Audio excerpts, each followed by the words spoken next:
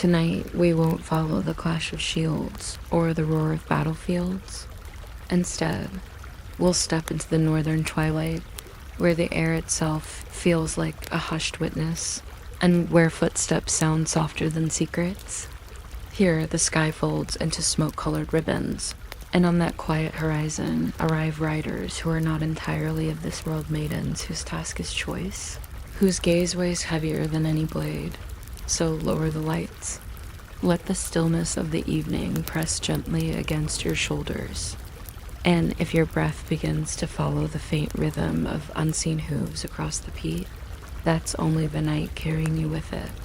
If quiet journeys like this keep you company, you might consider subscribing. And if you share the time and place you're listening from, perhaps the next fire in the north will be waiting for you there. And as the glow of that imagined fire flickers low, you notice that not every figure who approaches the flame is made of flesh and breath. Some arrive with the weight of a name carried through sagas, with the silence of wings folded into twilight. They do not come loudly, only steadily like auditors of courage walking out of the dusk. Their names travel like a low bell through the saga's skagel, wrist-mist Gunrhoda, and Quiet Skuld, who also keeps company with the Norns, and each name feels like a job title hand-engraved on old bone. They are not dramatic, at least not tonight. They are auditors of bravery with a fondness for twilight. If you're still awake in a few minutes, you can subscribe to more of this, or drift off and let the Valkyries handle the attendance. I'll never know, and neither will they, because sleep is a form of being properly accounted for. Their reputation includes the battlefield, true, but the older poets like to step aside and show them in calmer moments. Tending helmets with sill fat and snow melt, or adjusting the tilt of a shield like a librarian nudging a book flush to the shelf. Skalds, who love a good kenning the way bakers love warm air, describe their garments as swan coats, which is less a fashion statement than a reminder that the sky is a lake if you refuse to squint. Sometimes the poems give them wolves for mounts, sometimes horses whose manes shake dew across the grass, and sometimes they float entirely, as if the wind had laid down a temporary staircase that only serious people can see.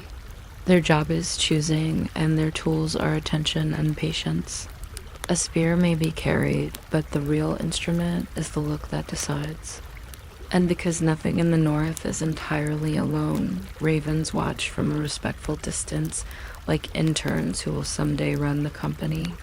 Even the ravens have names Hugin and Minin thought in memory Odin's birds, willing to count and recount until the sum agrees with the story.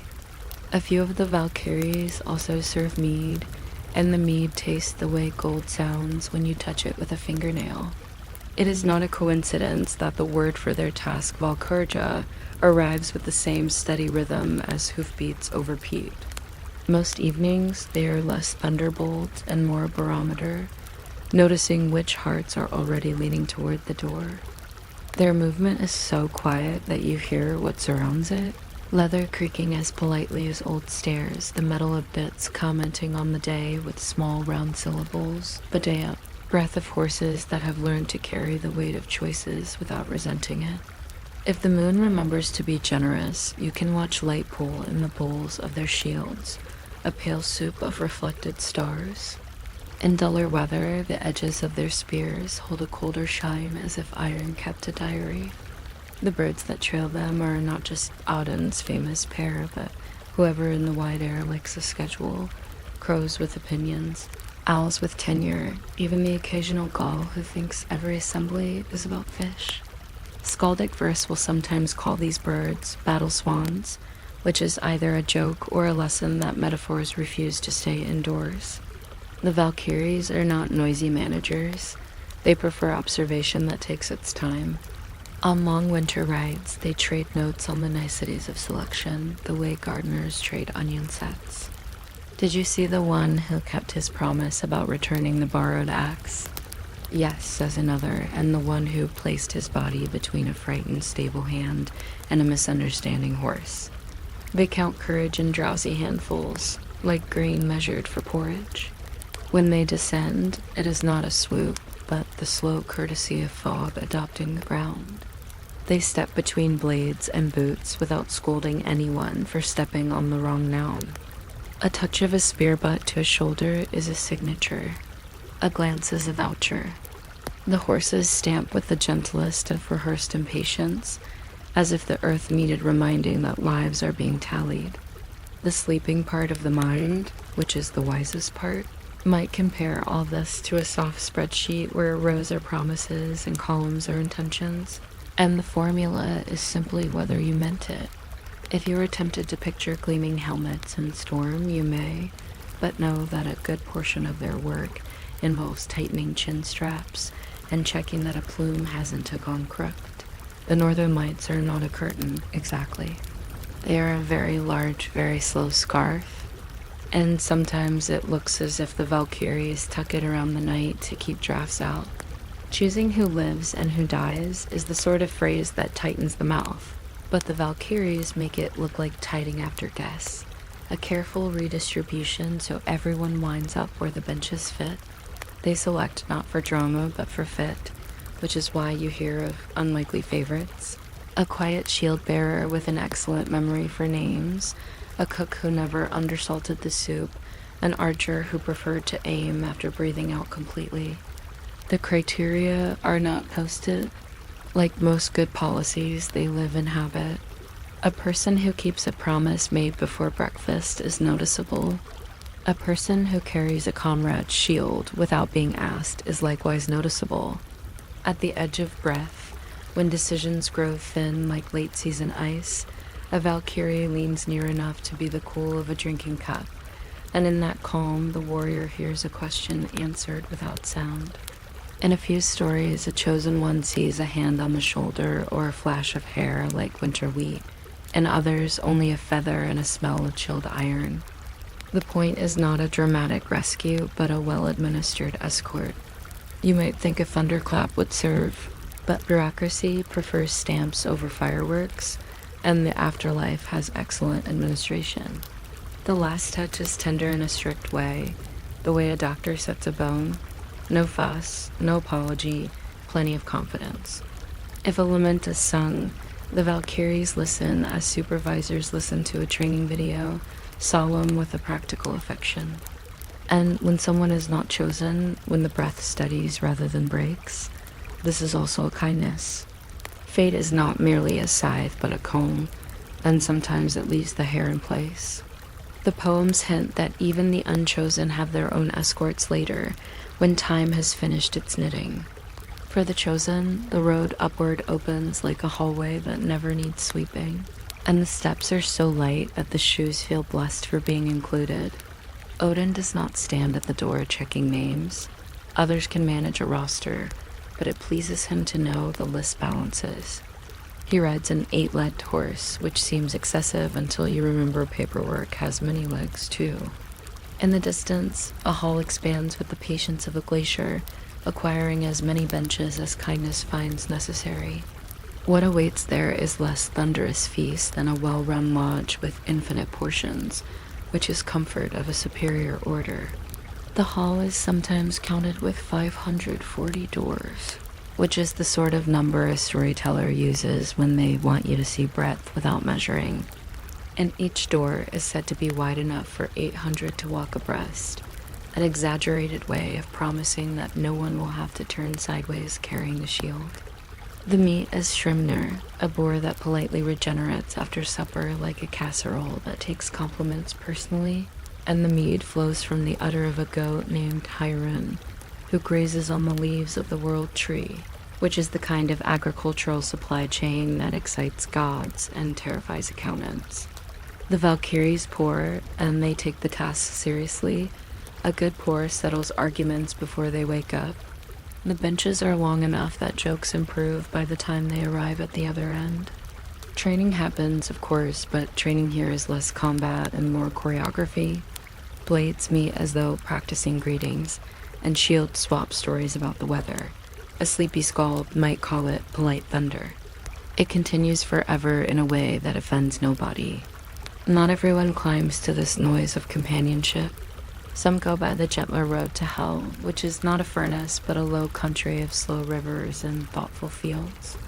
There's a bridge, Jelarbrew, with a thatched roof that looks pleased with its work, and a guardian named Magua who asks the sort of practical questions bridges ask. Where from, where to, what weight, how soon? Hell's Hall is called El Jornir, and while the dish is named Hunger and the knife is named Famine, the place behaves more like a quiet town where afternoons enjoy being gray. Those who arrive there are not punished. They are simply allowed to continue at a lower volume, which any tired person will admit is a form of luxury. The Valkyries acknowledge this and pour for the Einherjar with no hard feelings, the way a good host keeps one eye on the clock and the other on the kettle. Once in a while, a raven brings news of hell's weather, and a Valkyrie murmurs that the frost there is punctual, as if punctuality were a compliment. Stories often wander toward romance when given enough hallway, and the Valkyries do not forbid such detours. They only request clean exits. In certain sagas, a man stumbles upon swan maidens bathing and hides a feather coat, which is terribly poor manners unless your village is very short on conversation topics. Better tales show meetings on hills at dusk, with nobody stealing anything more than a glance. A mortal who loves a Valkyrie becomes thoughtful about promises in a hurry. One named Sigrun is patient with oaths. Another, Sigridrifa, offers runes like carefully labeled spices. Kara appears in some late echoes as a comfort in battle, humming the way you hum to bread while it rises. The advice they give is practical enough to embroider on a sleeve. Cut runes with care, be friendly to your back, keep your word as if it were a borrowed hammer. Sometimes the love is returned, and the gift is time measured in farm seasons, with a feathered cloak hung respectfully near the door. Sometimes the gift is only a dream that leaves the pillow smelling faintly of cold metal, which is romance behaving responsibly. When favor turns to doom, the doom is less lightning than paperwork. Break an oath and a shield may simply decline to feel light. Ignore a warning and your luck starts to misplace itself, like socks that insist they were folded. There is the famous figure who slept a very long nap behind a ring of fire after advising the wrong hero at the wrong moment. Drama prefers it this way, but the sleepy truth is that she probably appreciated the uninterrupted rest and woke with excellent skin. A different tale says of Valkyrie, Eslav can make a person unbeatable until breakfast on a named day, which is the sort of clause that should be written large and underlined. Miss the fine print, and you discover that fate keeps a tidy desk. Through all of it, the Valkyries remain what they were at the start, riders of the twilight who prefer good records, pour with a steady wrist, and take kindness as a sign of competence. If you have listened thus far with your eyes at half-mast, consider yourself healthily selected for rest. The horses breathe fog against the doorsill of sleep. The ravens file their reports and turn in their quills. The hall lights dim to an agreement with the moon, and the whisper that began as a question, who and how, and when thins into the softest answer, which is simply now and gently and only as long as you like. You might expect decisions about life and death to arrive like thunder, but among the choosers of this lane, the first sign is often administrative, a hush that feels like sharpened attention wearing a cloak. The battlefield busy earlier, and still technically busy, develops a quiet aisle where dust behaves itself, and even the wind remembers to slow down. A Valkyrie rides there with the calm of a librarian locating a misshelved saga, and if she glances at anyone, that glance is as specific as a name carved on bone. The poets say some of them bear spears, some wear swan coats, some prefer the kind of mail that sounds like rain on a very patient roof. Their names are household words to people who live with stories the way others live with stoves. Skegel Hrismist and Gunre, who is basically battle wearing jewelry. Rhoda, whose name turns like a wheel. And Skuld, the one who seems to borrow time from the Norns and return it on the exact day it was due, which is considerate. They are here to choose, which sounds dramatic but looks like tiding. A hand, a nod, sometimes the gentlest tap of a spear butt to a shoulder, nothing more than the bureaucratic stamp of fate applied with soft ink. If you are still awake in a few minutes, you can follow along or drift and let them complete the paperwork without you. I will never know, and they are very professional about privacy.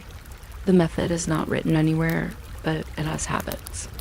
A Valkyrie notices not only the bold charge that makes bards clear their throats, but smaller bookkeeping that a life keeps with itself, who lent a shield and remembered to ask for it back kindly, who studied a frightened horse rather than scolding it, who kept an oath first thing in the morning before the oatmeal was even warm. The sagas hint that courage has a pulse, and the choosers can hear it through steel. It's a practical skill, like telling good bread by its sound when you tap the bottom. Odin's ravens, thought and memory, make their usual rounds with the officious pride of messengers who have never lost a memo. Sometimes they murmur results. Sometimes they merely watch, which is a kind of signature. The ride is slow, because patience is a measuring device here. A Valkyrie will consider the way a person looks at a friend who is limping, and the way that same person looks at a stranger who is not. It is an old rumor that they count scars. They do not, any more than a farmer counts raindrops. They notice patterns, the evenness of green across a field, the way a promise grows quietly. In skaldic verse, battle is often a brewing, with blood as ale and spears as stirring sticks.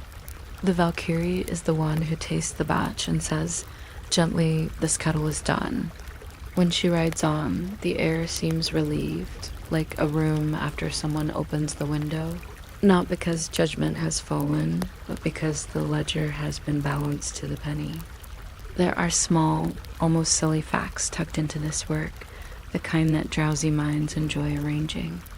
A typical mead horn in a good hall can hold more than a modern water bottle, which tells you something about hospitality and also about the strength of arms cradling those curves hour after hour. Helmets were often rubbed with sail fat to keep the weather crawling across them like well-trained rain. Shields get named more often than you'd think. A favorite might be called Mill of Storms, and the shield knows.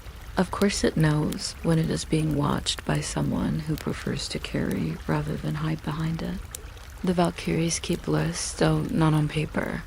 They store them in the slow shelves of the mind where the day's light goes to cool off. One will say to another that one keeps his temper with the same hand he holds the axe, and the other, who has been counting the music of someone's steps, will hum agreement. An unchosen life resumes its breath, the way a pond resumes its mirror after a tossed stone has finished speaking. The chosen one feels only tidiness, like a bed made while you were washing your face. The ravens, who were already expecting this, make a small notch in the afternoon and file the note. At the edge of breath there is a touch, and the old poems are absurdly careful about it. They do not describe agony or even surprise.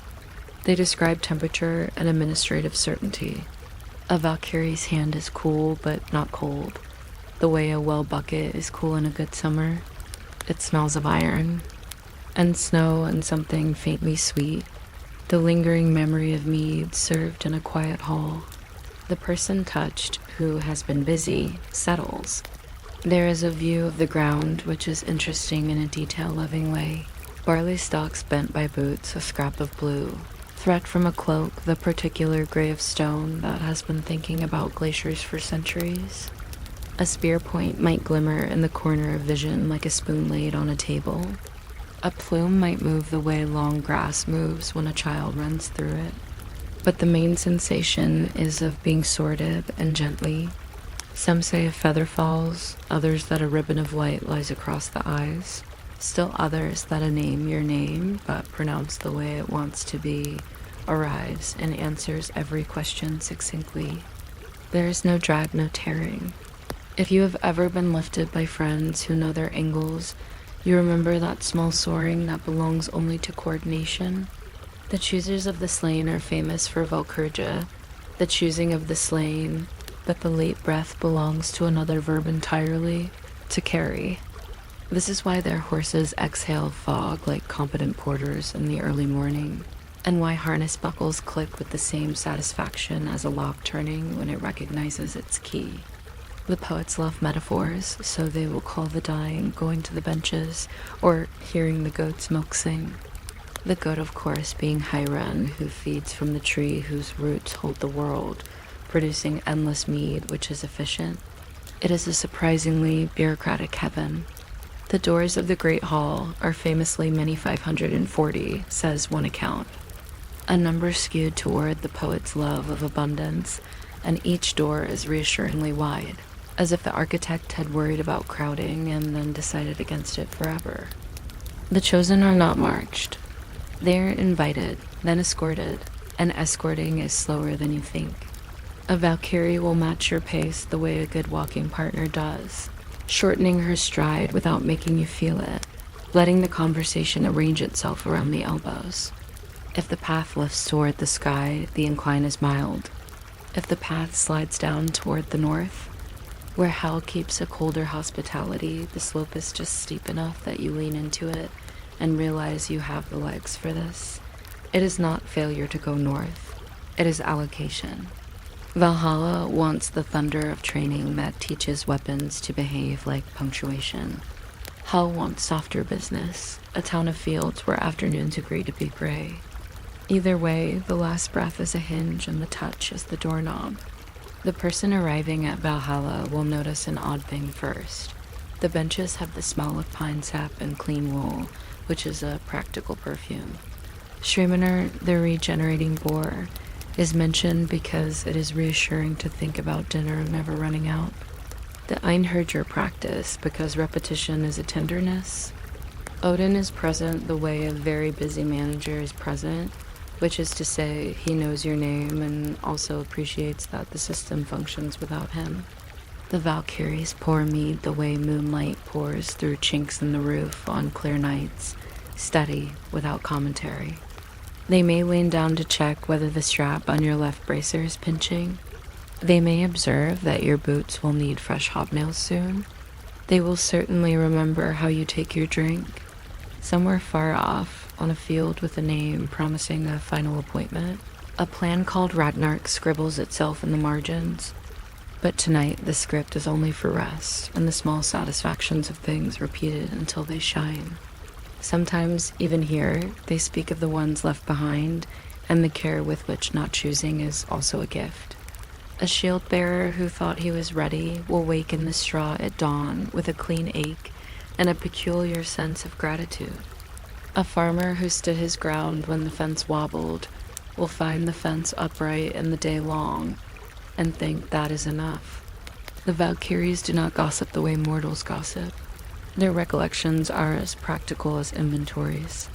That one will learn to shoe his horse tighter. This one needs a new scabbard, the old one phrase. Another should stop promising to be back by noon. 3 o'clock suits him better. The Heinzich comments waits a rule as simple as a rune cut deep. You belong where your keeping of vows will flourish. Even the ravens, who like to summarize, respect this. Thought and memory circle the hall like slow satellites, filing reports in a system that has never lost a document. If you are listening with your eyes closed, the sound of their wings is the sound of pages turning, and the sound of benches settling is the breath of a house content with full shelves. When sleep begins to reach up from the floorboards, it feels like the same touch-cool, efficient kind that ushered the chosen into the next address. You do not fall. You are selected for rest. The horses outside stamp once, a pleasant drum that says all is correct. The mead goats crop the world tree with impeccable manners. A spear leans in a corner, not because it is idle, but because it has learned when to wait. And the whisper that began as a question becomes an answer so soft you might miss it, unless you are already drifting. Yes, yes, now. Now go on and keep your breath a while longer, or set it down neatly if you prefer. Either way, the records will show that everything was done properly and with a steady hand. You might expect a hall of endless battle feasts to roar, but the first surprise about the place where the chosen rest between trainings is that it sounds like a sea heard through wood. The loudest thing is benches thinking to themselves. A door opens, one of 540 if the poet's fondness for big. Round numbers is to be trusted, and the draft that follows smells like clean pine and well-behaved smoke. Shields hang along the walls like moons taking attendance. High above, a stag called a kinnear stands as patient as a weather vane on a still day, and from his antlers trickle the waters that later remembered to become rivers. In one corner, goats, technically one very productive goat, Hiren, nibble the leaves of the great tree with the professionalism of a dairy staff, and from this nibbling comes mead as calmly as dew. A skald once measured a good horn at more than a modern bottle can carry, which tells you something about hospitality and also about arm strength.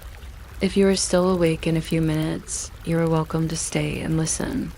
If you drift off, that is also in keeping with house policy. Either way, attendance is noted in a soft, respectful way that never leads to a meeting. The mead pourers know their routes by heart.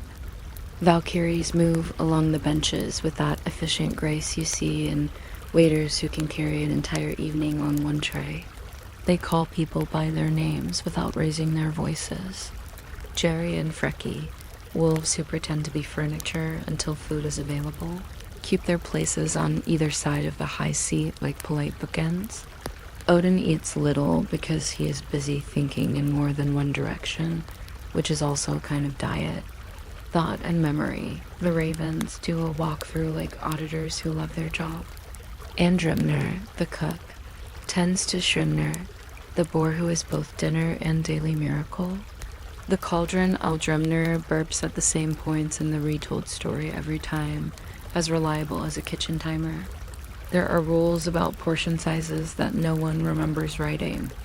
You take what you need, then you take the story that travels with it, which is sometimes a verse about the time someone accidentally sat on a helmet and carried its dent like a quiet crown for years. Some small facts drift through the hall like useful lint. Mail shirts are rubbed with fat to coax the weather into sliding off them politely. Benches have names, occasionally affectionate, occasionally practical. The long nap and no draft here, for instance. People keep their places with the easy fidelity of pillows learning a face. A shield used for a platter makes a satisfying sound when a slice lands on it, a sound that would never alarm a deer. The Einherjar, the once fallen, train by day because repetition is a tenderness. By night they sit, still repeating, because conversation is practice too. A poet will point out that the word for fame tastes like the word for sound. And then everyone nods because this is the kind of observation that is both true and pleasantly useless at bedtime.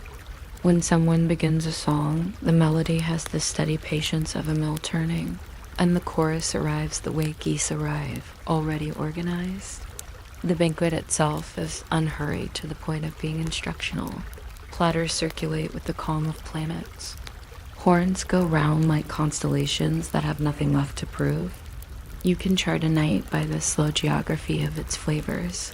The place where the mead leans toward honey, the place where it remembers smoke, the place where it has the memory of flowers, although no petal has ever been involved.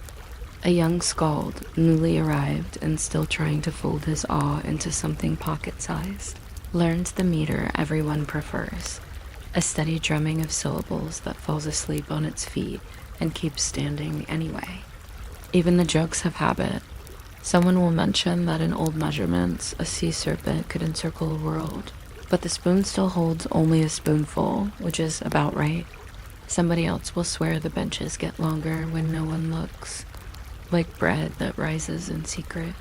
Now and then a Valkyrie adjusts a strap or a cuff or a posture with the practicality of a seamstress who dreams in straight lines. If the hall breathes, it does so through its ceiling, each smoke hole like an eye that prefers to half close. There's a rhythm to the serving that would make a metronome sleepy. A pour, a remark about weather as patient as stone, a refill, a story that remembers its own pauses. Odin listens the way a cliff listens to waves, which is to say with his whole face, including the eye he no longer keeps. The ravens dock at laughter. Shriminer is carved, served, restored, which would be alarming if the boar seemed anything but resigned. Like a veteran of a very specific appointment, a new arrival tries to find the exciting part and eventually gives up, which is when he notices the comfort of knives that all agree to be sharp in the same direction. There is an inventory of quiet satisfactions, leather that creaks in a key you can hum, wool that holds the day's stories like heat, a shoulder against your shoulder that has learned to fit. No one claps. The room simply settles, which is applause with the edges filed down. If you look toward the doors, you can imagine the far-off field where practice becomes prophecy, but the doors are so wide and the night is so long that the notion folds itself smaller than a crumb. It is gentle to say that not everyone rides this way, and accurate to add that the other road is not a punishment but a distribution of weather. The path toward Hell's Halls begins the way all long walks begin, with someone deciding where to put a foot.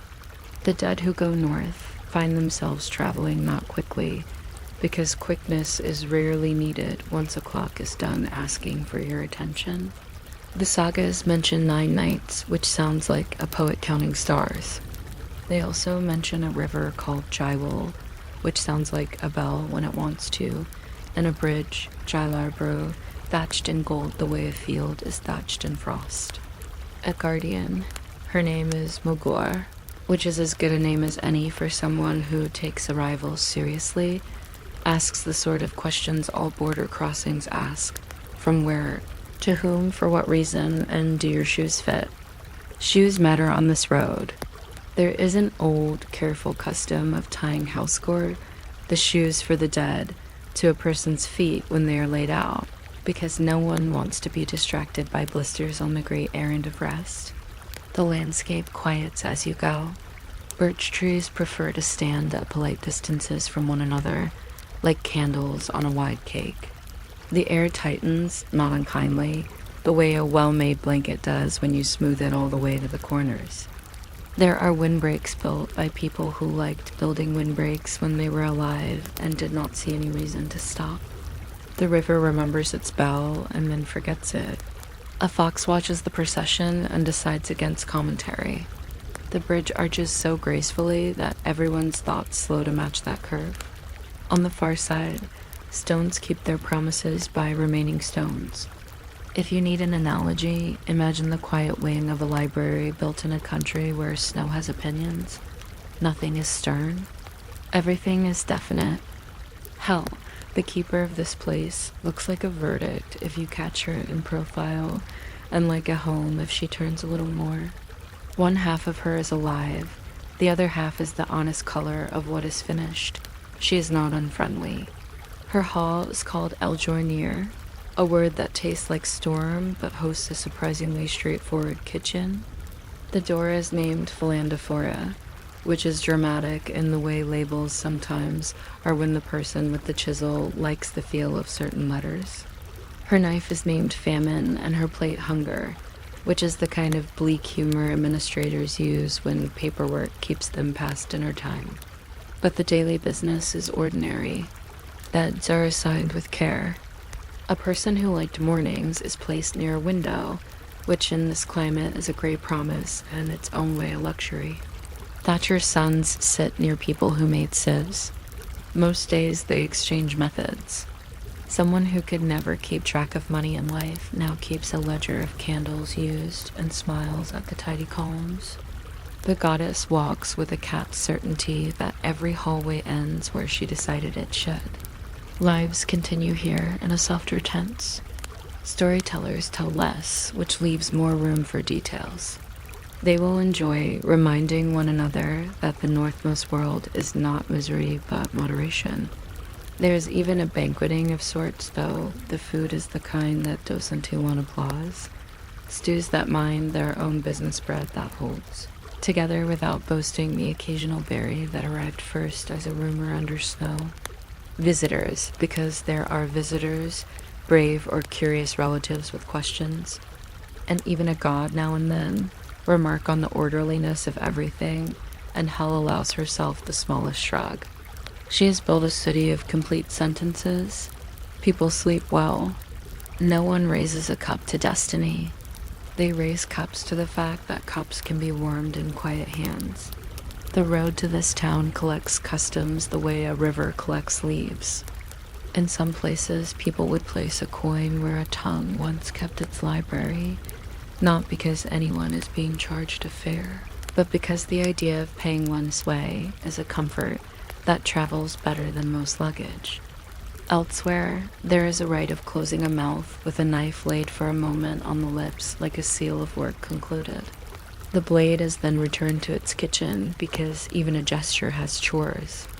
In a northern folkway, a small loaf is tucked under the arm of the departed, as if the road might ask for proof that weed exists. The bridge keeper smiles at these things the way a clerk smiles at tidy forms. On the path itself, no one rushes because lateness is impossible here. If you fall behind, the road pauses with you. If you walk a little faster because your feet have decided to be ambitious, the river keeps up. Families sometimes meet across years in these neighborhoods. A grandmother who is good at darning sock heels is introduced to a granddaughter who has never held a needle but knows how to silence a squeaky hinge with a drop of oil. They trade methods, and later on the hinge learns to mend itself in winter, the way sock heels learn to thicken where they need to. A hunter who never liked his luck with antlers runs a small workshop for the repair of skates. A sailor who never quite saw the point of land finds that the shore here behaves like water in the best ways. It arrives. It yields. It keeps a promise. If news travels from the living world, it is news about small repairs and small meals and small reconciliations. The goddess stores such reports in a cupboard, carefully labeled, etc., because she knows there will always be more, and she has made room for them. Meanwhile, on the other side of the distribution, the hall with the many doors continues its patient clock. Someone oils a hinge that was only thinking about squeaking. A Valkyrie recalculates the path of a serving round, so the mead will arrive where a quiet quarrels is finishing its end and needs something sweet to wash it down. A new arrival learns the faces of old friends as if reading them for the second time. Odin listens to a verse that rhymes smoke with oak for the 15,000th earnest time and approves the attempt. The boar is restored. The cauldron breathes like soup learning to be a sea. The stag watches his antlers fill the world one drop at a time. Even the wolves snore politely, a praise of steady ceilings. Between these addresses lies the very long bench we call the world, and at its edges the choosers still ride with their librarian calm, and the guardian still counts the steps on the gold-thatched bridge and finds no errors. If you are counting with them, your numbers will soften until they are only shapes, kindly and round. If you are listening, the hall's murmuring will sound like water thinking about ice. If you are far away, in a bed that has chosen you for a while yet, your breathing will adopt the banquet's rhythm, which is intentionally boring because boring is stable, and stability is a lullaby written in wood. The cup has come to you in its slow circuit. You do not have to lift it. It tastes of honey that never finished telling its story. The path has located your feet. You do not have to move them. Somewhere a ledger is closed with a soft click. Somewhere a door remains open on purpose. And while ravens finish their unhurried route, and a goddess turns a page in her ordinary book, you may keep drifting the way smoke drifts up, or the way snow drifts down, whichever direction seems most reasonable to rest.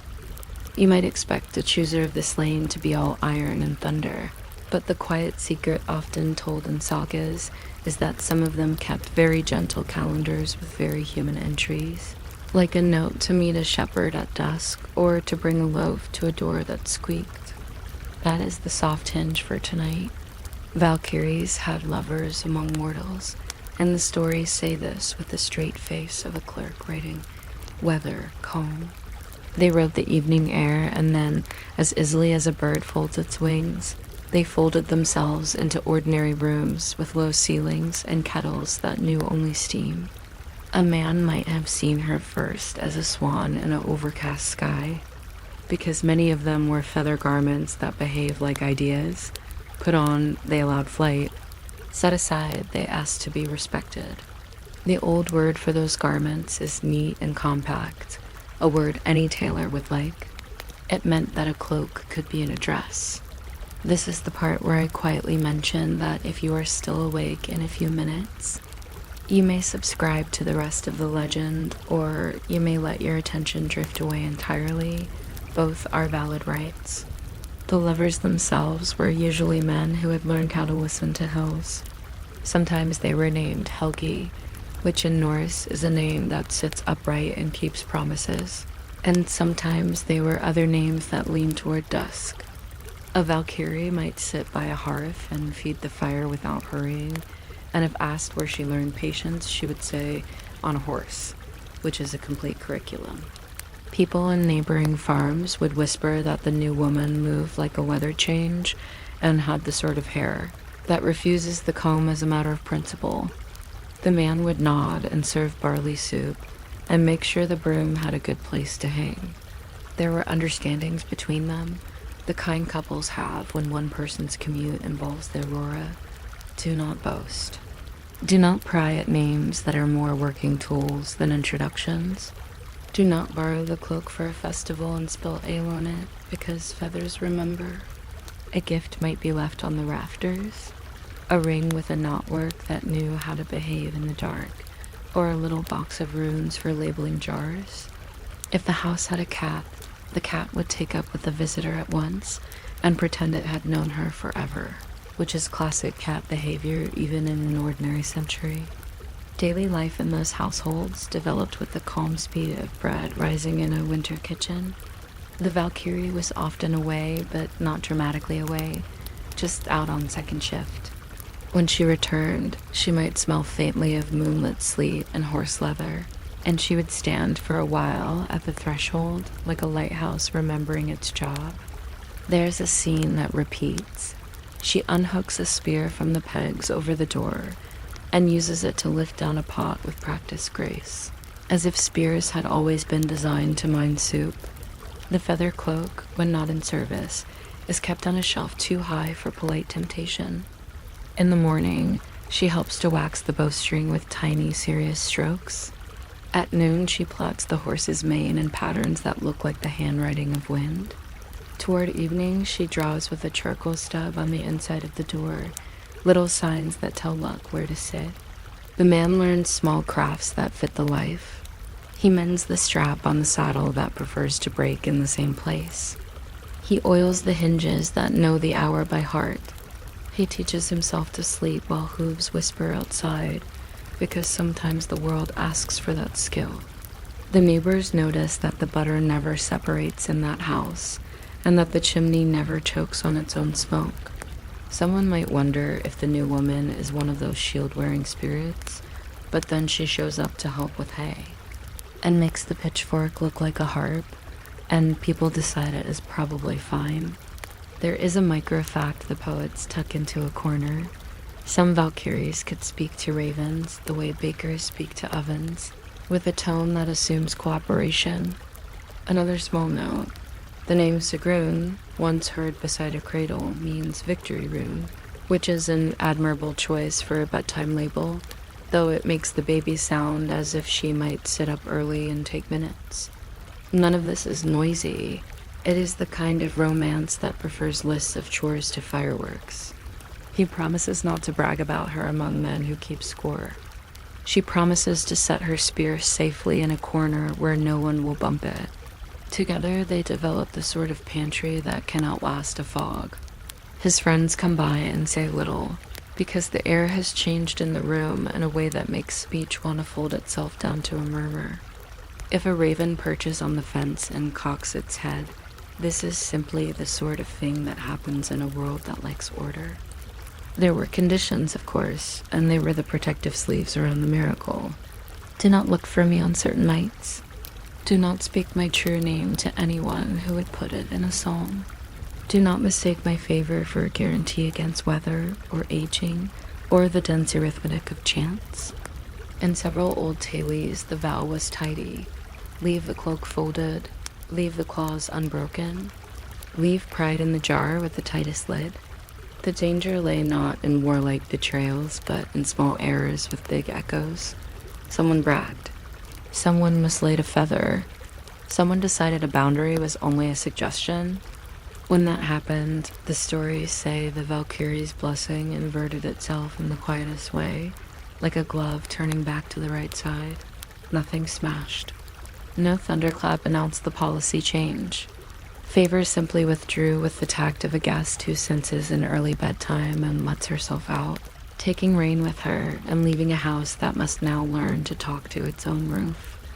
The sagas record unhappy outcomes because sagas are calorie-dense. Our version is gentler. Imagine Brynhildr and the chain of bright names around her. We will not rehearse their famous quarrels. Instead, we will note the domestic details that come before storms. A needle left half-threaded, a cup left on the step for dew, a horse that stands with one ear a little forward, listening for something that has always been true. Or consider those lovers named Helgi and Svanvit, or Svava or Kara, names that fold swan and psalm together like dough folded over plums. They meet, they promise, they try very hard at being two kinds of person in one pair of shoes. When vows wear thin, the world does what the world does. It reshelves things. The man returns to path and field work. The chooser returns to her roots in the sky. The gift she gave remains for a time as an aftertaste. A little luck when the knife moves through rind. A habit of looking up when something distant shifts, and then like any perfume it fades to a story. You may prefer an analogy. The favor of a Valkyrie is like a library card that grants access to the quiet stacks. It is miraculous, but it is still a card. It can be lost behind the bread box.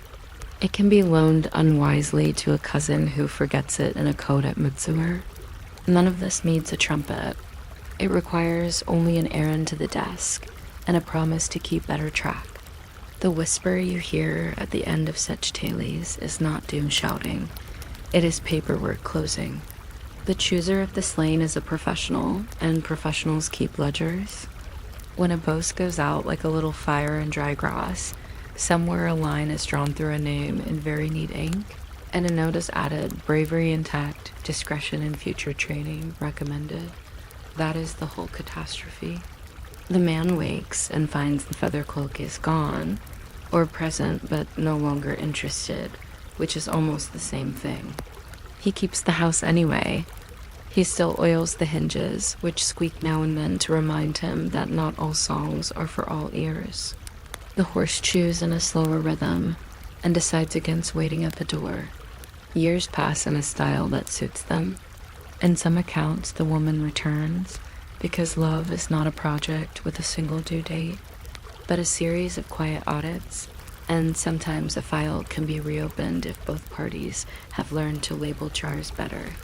In others, she sends help from the air, a small steering of a spear away from a rib, the gift of a path through fog, the way a spoon leaves a path in porridge.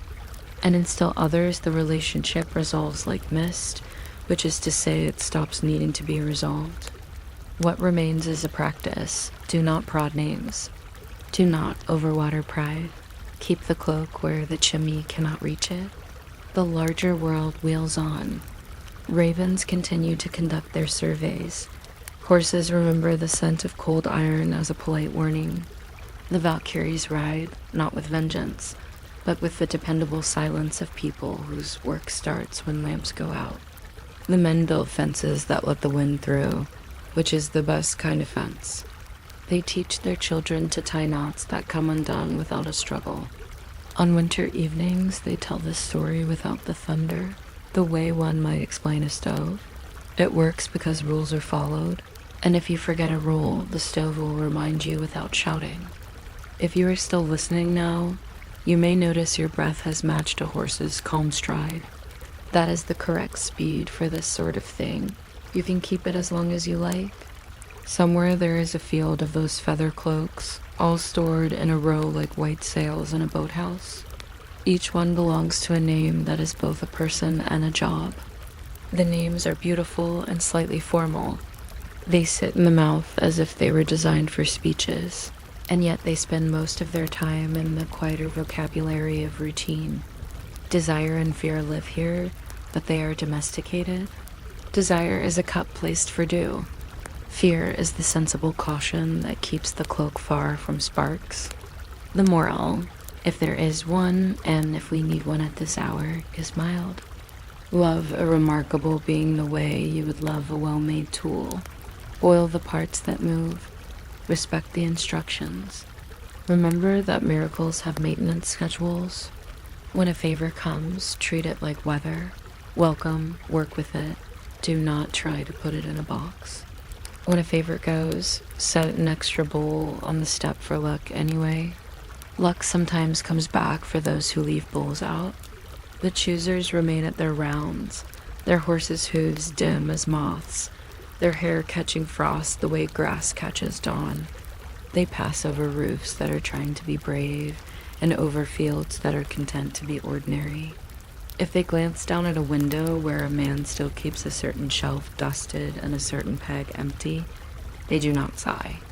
They simply notice. And noticing is its own kind of blessing, as soft and slow as a cloak settling over shoulders. You may drift now if you wish. The ledger is balanced for the evening.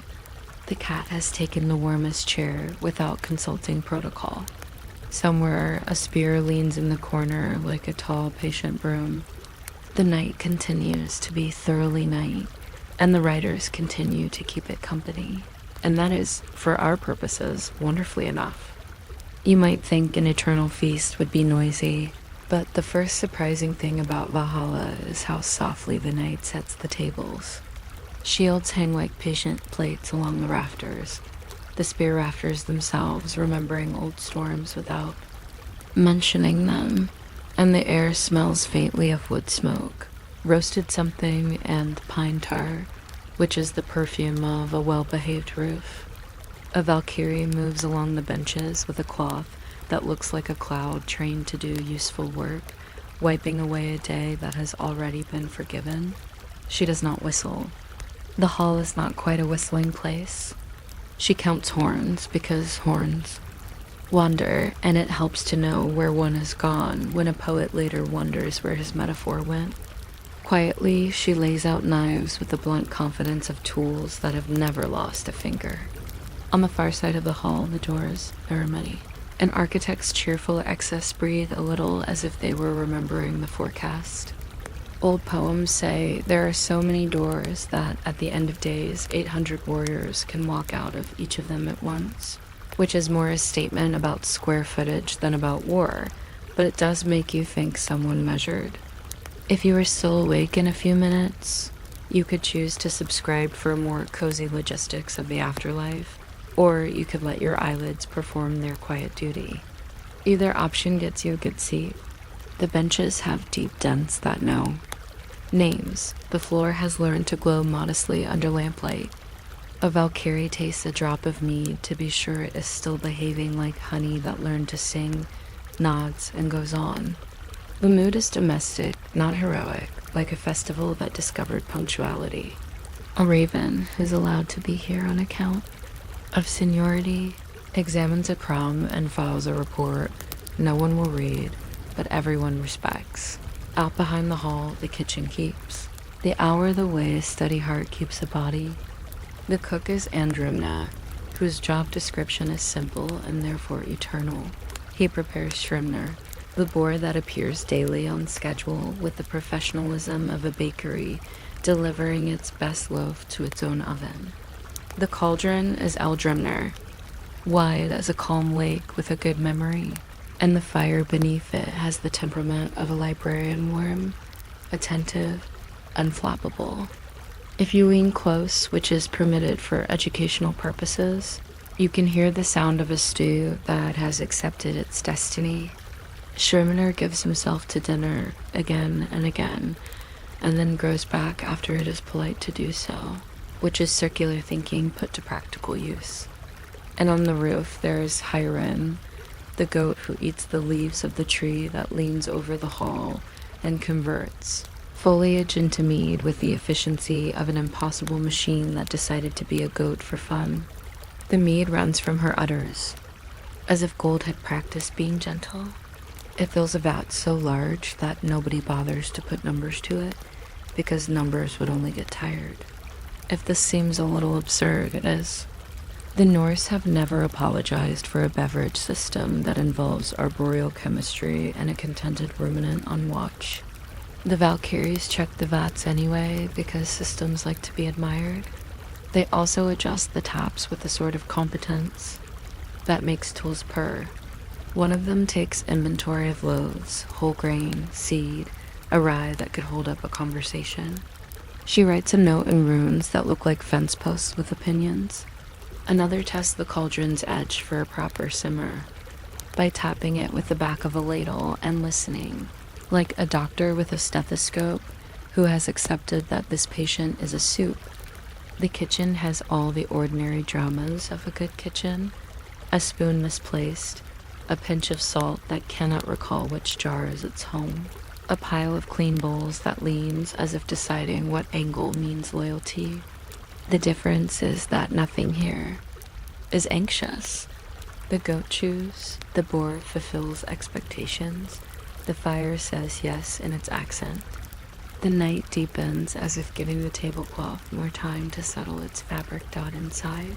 The first guests arrive in that unhurried way practiced by people who always have time. The Einherjar choose places by habit: same bench, same friend, same joke about how many spears a man needs to hang his. Cloak properly, and the Valkyries drift between them like well-trained breezes. Filling horns, placing trenchers, remembering who likes the brown crust and who prefers the soft middle. A curious fact often overlooked: the horns have names, and those names have opinions. One prefers mead poured along the side to spare the foam its dignity. Another likes a confident tilt. A third has a hairline crack repaired with careful pitch and appreciates not being reminded. The Valkyries know these details the way an experienced barista knows which mug to pair with which mood. They pour from Hyren's sweet work into horns that glow like amber caught thinking, and the hall's talk rises, not in volume, but in warmth, like breath steadying a window. On the center table, a platter for Shrewdner is set down with a respect that would not embarrass a king. The boar has excellent manners about being sliced. Everyone eats as if appetite were a hymn and chewing were its chorus. That sounds earnest, but honestly, it looks quite nice. There are pickles, because along with courage, the North invented ways to be kind to cabbage. There is butter which has made its peace with its own chine.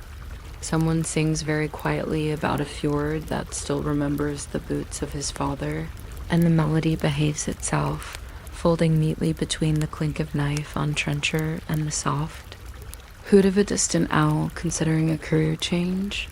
If you're wondering who washes all these dishes, the answer is complicated and also simple. Time does. The benches, soaked in years of talk, drink the spills.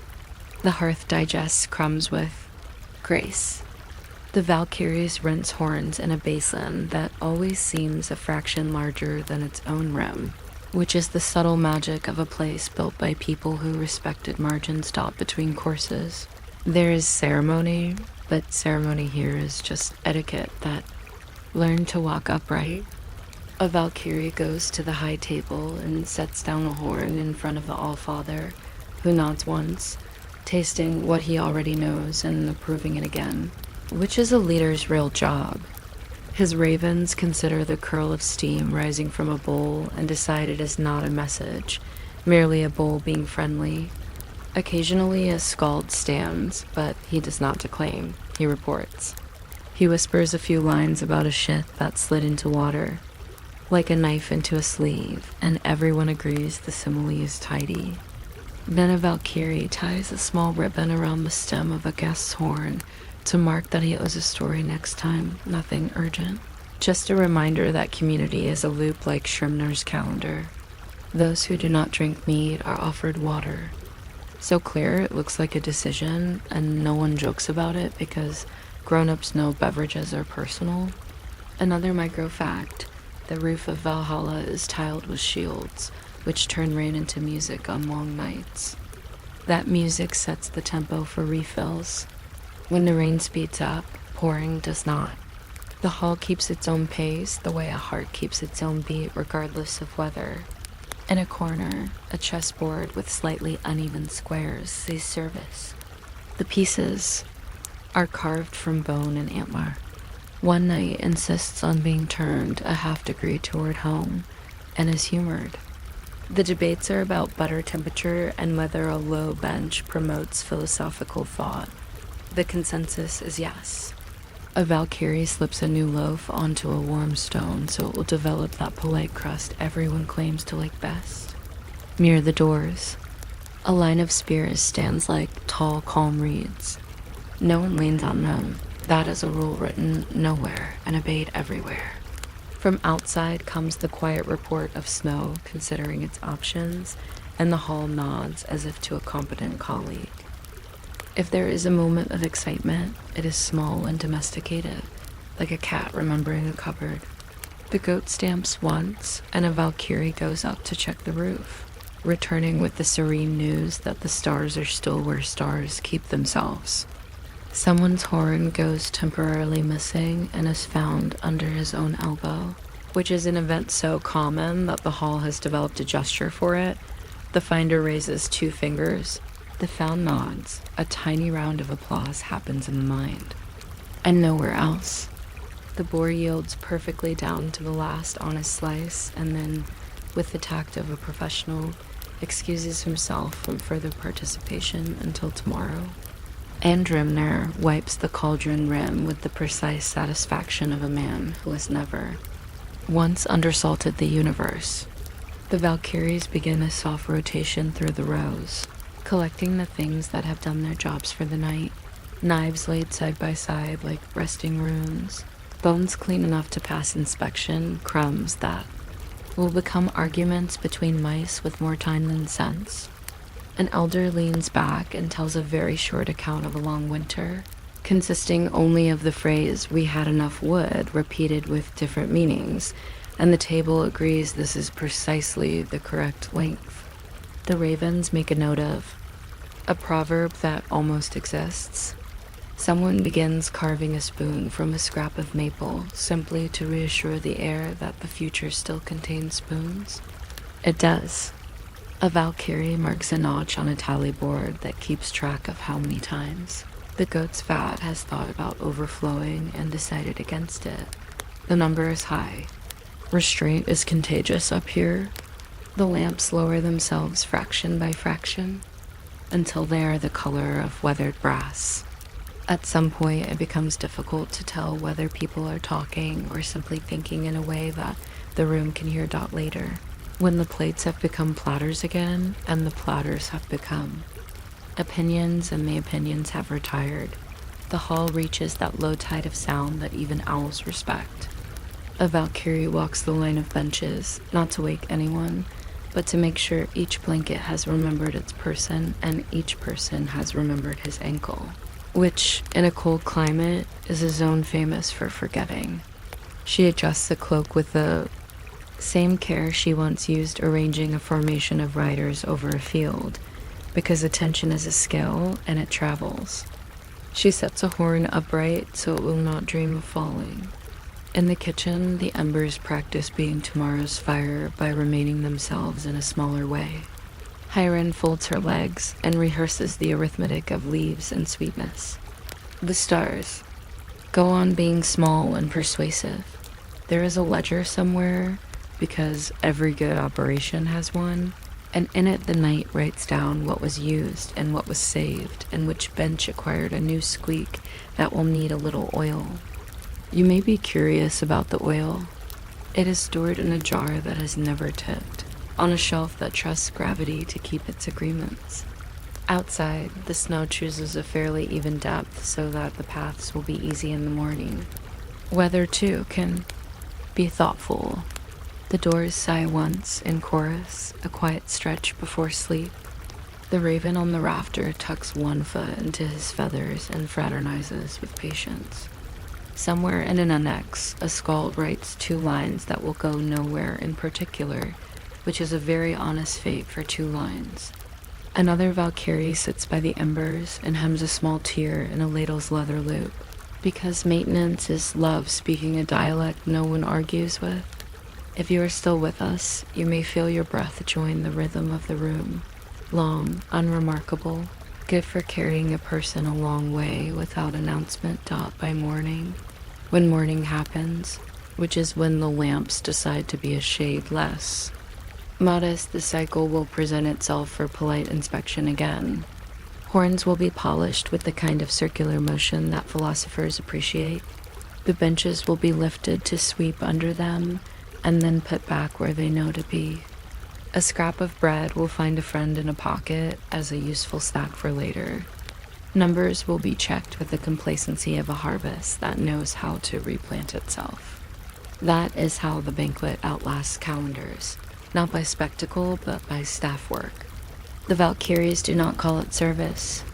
They call it what you do when people are gathered and you like them. The Einherjar will wake one by one as if the hall were gently scrolling names, stretch with the courtesy of old houses, and begin another day of telling the same stories at new angles, which is all any of us are. Doing when we do it well. Hyren will resume her improbable craft without hint of strain. The boar will report for duty with the dignity of a drum that is always on beat. And Drimner will check his knives, each as calm as a good sentence. If a stranger arrives at the door, there will be a place for him, because the room has a habit of being slightly larger on the inside, the way generous things often are. The old poems have thunder and edges that cut, but if you read them sideways in the lamplight, you can see the margins where someone penciled the grocery list. More salt, more wood, remember to thank the goat. For now, the hall sinks into its deep, kindly hush. The roof shields breathe the quiet again. The rafters, which are spears renamed, keep their vigil made of cedar and memory. Somewhere outside, snow answers snow. Inside, a Valkyrie sets down her needle, satisfied, and lets her eyes close in a way that invites ears to follow. The banquet, which is just a well-run evening that forgot how to end, will be here when you return, still warm, still boring, in the best possible way, like a story that has learned thoroughly how to be a bed. You might expect the road nobody asks for it to be loud with complaints, but the quiet fact about the path to hell is that it's very good at minding its own business. It begins where the Valkyries do not go, at the margin of a field that has finished. Being busy, the air there has a cooled metal smell, like a kettle that did its work and is drying on a hook. The grass knows to lie down and let the footsteps pass. Somewhere a raven decides not to report this part of the night, and you can't blame him. There is nothing scandalous here, only administration done by mist. If you're still awake in a few minutes and feel like accompanying more gentle logistics of the afterlife, you could subscribe, or you could practice the noble art of blinking. Slowly and forgetting the rest of this sentence, both are perfectly acceptable offerings to the quiet gods of bedtime. The Valkyries have already ridden on, their horses leaving a soft, ceremonial breeze behind them like a signature. Those who were not chosen do not hurry. The path does not issue orders. It simply stretches, a polite ribbon running northward, and the travelers follow as if remembering. A chore learned in childhood. A few take a final look back at the field, the way you look back at a room to check the window is shut. A few touch their chests in a habit that has accompanied them for years. Mostly there is the sound of leather at peace and breath deciding to be slower. The moon attends without getting involved. It is said that the road to Helheim is long, but the length behaves a little like the length of a winter afternoon. Firm, predictable, surprisingly good for thinking about nothing in particular. At the first bend, the air grows cooler still. Not unfriendly, just precise.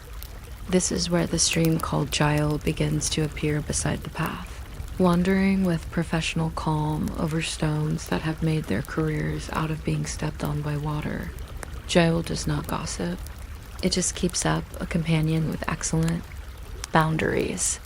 Some travelers think they hear it counting, and perhaps it does, though it is the kind of counting that never adds up to anything except more river. You might be wondering about the bridge with the golden roof that crosses it. That is here too, but it prefers to be reached by walking rather than by hearing about it first. The path approves. The path believes in sequence. It is something of a bureaucrat in that way. The bridge is called Jellerbro, and yes, its shingles are as bright as old poems promise, though the brightness is softened by all the night that has sat on it. In daylight it might look ornate. At this hour it looks prepared. A guardian stands there, Majid, who has the disposition of a watchwoman. In a library, absolutely kind if you are quiet, very capable if you are not, which very few people are at this point. She asks, in a voice that seems to have been folded and ironed, what you seek and what you carry. Travelers usually carry little and seek less. She nods anyway, because questions are for the living and nods are for everyone. Sometimes she inquires whether you noticed a great company of the living dead passing earlier, those chosen by the Valkyries who ride the other way. Not to compare, just because it is useful to keep the accounts balanced. She watches the footprints you leave on the bridge's boards and notes that they point in the right direction, which is really all a footprint owes a person. After the bridge, the path becomes a slope with an affinity for clouds. It climbs without strain into a country where things prefer their edges soft. If there is snow, it falls in the slow, thoughtful manner of a baker sifting flour while counting quietly. If there is wind, it has already learned its inside voice. The travelers do not tire the way the living tire. They simply progress, which is a more sustainable approach. There is talk of a gate called Helgrand, but the truth is the gate appears when it is sure you are not lost. It does not like to startle. Its posts are old as assumptions, and its hinges are so well oiled that the sound they make is less than a whisper and more than a thought. Through it lies Hell's Hall, and here a small correction is helpful for bedtime peace. The hall is not a dungeon with ideas above its station. It is a place that keeps time, like a good clock or a careful farmer. Hell herself sits within, half fair and half dark, as the old say, though the halves are arranged in such a sophisticated way that polite people avoid guessing which is which. She looks like someone who has learned to be exact in a world that resists it. Her hall bears a name that translates to storm-sprayed or sleet-whipped, which sounds dramatic until you realize it is mostly about roofing and maintenance. A structure built to survive many seasons keeps an honest title. There are benches, yes, and a hearth that does not brag. At the high seat, a plate named Hunger and a knife called Famine wait with the patience of ceremonial objects that do not get much use. Hell, after all, feeds her guests as circumstances require, but she is not theatrical about it. Those famous names are like a portrait of an ancestor none of the children resembles. The bed is called sick bed mostly for old etymological reasons. When people lie there, they do so not in pain, but in recognition. The blankets are heavy in the comforting northern way. It is not exciting. It is very good, a curious detail. The shadows here take their work seriously. In the world above, a candle throws a shadow that runs off to gossip under the table. In Helheim, the shadows stay where they belong and hold the edges of things together. The effect is tidy. Travelers' guests now really find their places by a sort of gentle inevitability. A woman who kept the accounts of her farm all her, Life discovers a niche near a shelf where carved tallies sit, and her hands rest exactly as they have always rested when the numbers behave. A fisherman sits close to the breath of the hearth because he has finally decided he is dry. A skald without poems finds that the quiet does the speaking for him. Their days are organized by the most boring foreman of all, habit. Meals appear without any need for lines or menus. You might expect warrior ghosts to clamor for excitement, but those belong to Valhalla's schedule, and even there you saw yesterday that the real luxury is a well-run kitchen. Hell provides a different luxury, predictable hours that arrive like friendly mail. The Valkyries do pass by occasionally, you should know, though not on their horses.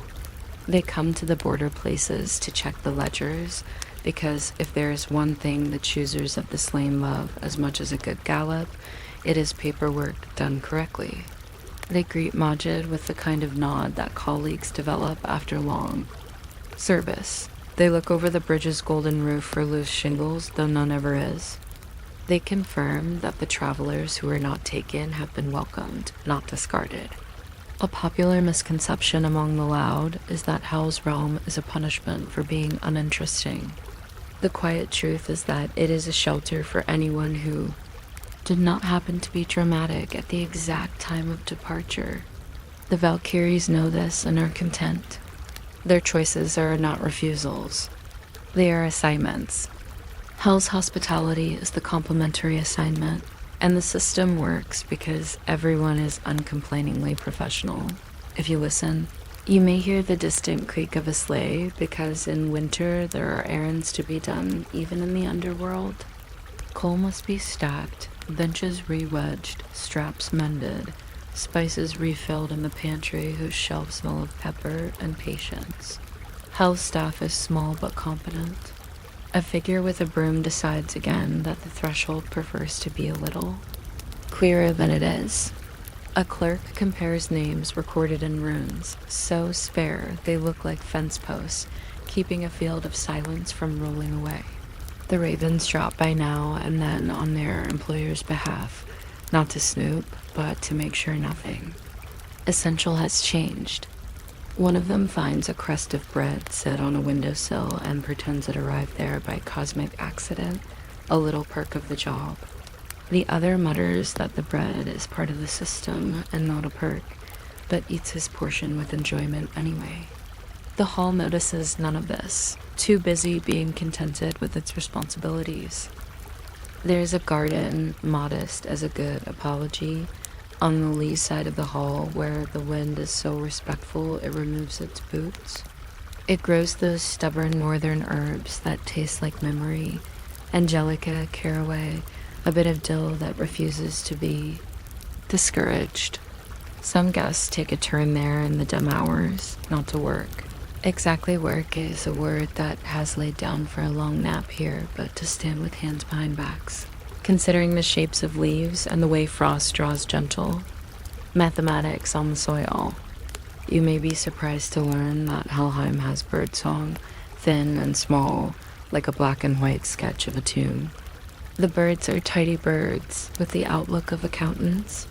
They keep track of the frost, the thaw, the number of times a gates. Latch is lifted. When they have nothing to count, they count to themselves. Counting is one of the quiet consolations of any afterlife that wishes to remain respectable. Travelers sometimes ask how long they will stay, and the answer is the kind of answer that makes eyelids heavy. Long enough. You will be here as long as here needs you, which is about the same length as you needed your house above and your house needed you. Time is not a circle here, as some like to say. It is a polite line that does not push, moving along like a queue overseen by an ant, who has perfected the art of fairness. Stories from the surface arrive like postcards. A child is born, and the news rattles the window in a friendly way, then sits on the sill to rest. A harvest is brought in, and one of the old farmers smiles with his teeth, and even more with the corners of his eyes. A ship goes missing, and the hearts in the hall place themselves carefully as you do when you hold a fragile cup not to drink, but to honor the person who poured. And then the news keeps going. That is the way of news.there's talk, now and then, of the darker paths, the ones that lead to narrower courts, to the people who broke the things everybody needs. But Hell's Hall remains what it is, a place for those who live like the inside of a well-made glove, and then wanted simply to continue being themselves without the fuss of swords or songs. If you must imagine the halls of torment, do it the way you imagine bad weather from a warm room, exactly enough to know you are fortunate, and then let the thought step back outside. Hell herself is not cruel. She is a manager with a complicated portfolio and an impossible budget who still somehow keeps every lamp working. Her half-dark face looks like the shadow of a mountain at noon. Her half-bright face looks like the mountain snow. What you see depends less on her than on your own angle. On some nights, very late and very calm, the Valkyries stand at the border fold of the world with their horses breathing shaped clouds, and they listen to Helheim settling and the mist. Listens back. One of them remembers a man she did not choose, a fisherman whose hands were like braided rope. She imagines him in the garden tracing the frost's arithmetic, and she is satisfied. The choice she made and the path he walks are not an argument. They are paragraphs in the same chapter of a book that moves forward without drama, like a cart that understands the road. She strokes her horse's neck, and the horse decides to blink with extraordinary thoroughness. Then they ride away, working. The stars like steady oars. The path to hell is said to be cold, and that is accurate in the way a sleeping room is cooled before you add a good blanket. The blanket is the routine. Wake is a metaphor, since sleep here is an old friend that stops by without needing to announce itself. Sit by the hearth. Think about nothing in particular with the dedication of a professional. Consider whether the bread would benefit from more caraway next time. Share a story so short it fits in the palm of a hand, then put it on the shelf with the other such stories, each labeled in neat runes with names like Rain Sound, Wall, or Dog Who Knew the Door. The dog, incidentally, is here as well, the one who always knew the door. He naps where the draft behaves, occasionally thumping his tail to keep time with the snore he respects. Sometimes a guest thinks about the fork in the road they did not take, the one with hooves and helmets and songs that end like cymbals closing. Then they think about the slice of rye they have learned to appreciate, and how the butter here is always the right temperature, as if the hall and the dairy negotiated a treaty. It turns out that contentment is not mindless. It is mindful and then kindly forgetful. The most dramatic thing that happens in a week may be that a ladle's leather loop needs mending, which is handled with the gravitas and patience of a counsel. The mender bites a thread so cleanly that the thread agrees to be an end. The ladle thanks everyone by being itself even more every so often, on long winter afternoons that are also evenings and mornings. Time here prefers smooth transitions. The gate opens to admit a new guest who has taken the quiet road. Majud greets them with the same formal warmth as she did the first traveler and will offer the last. There's room, she says, which is the best sentence a person can hear upon arrival anywhere. The floor, being a floor of good character, remembers how to welcome a new set of steps. The fire shifts to make space for a fresh chair, most of its shifting done in the language of small pops. In the garden, the doe pretends not to notice until noticing seems polite. And Hell, from her seat that hears both halves of the world, watches with the proud, tired satisfaction of someone whose to-do list has been longer than seasons and who has nevertheless found a way to keep the doors tidy. The path you imagine bleak, perhaps, or cruel has not shown up. That is because it is busy elsewhere in the stories, where edges must be sharp for plot reasons.